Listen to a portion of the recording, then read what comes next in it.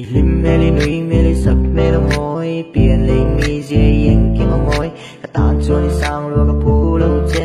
ma se ka top lo ka tu na che a rei to e ka star na che ilim kha tri ra ka tu che ka ti te ka star te ka shil che ka tu che rem lo om ni ka zo ta and my faith would be made stronger in the presence of my Savior.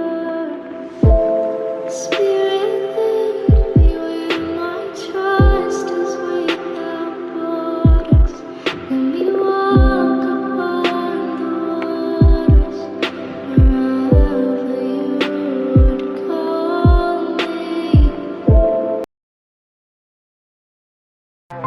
Cái phần lên lệ chua nó ta mình đôi đầu tên đi liam sang cái khi cái lim đi cái try đi say thôi cái play đông cái lim nó cái lấy đâu mà nó ta tuôn trắng in đi tam bốc ngày tuổi nó cái sáng chim khi tất cả con trẻ tiền chua nó phần lai in tiếng nghe đi cái bây giờ lại đến thang ai rẽ về lâu in chân nó thu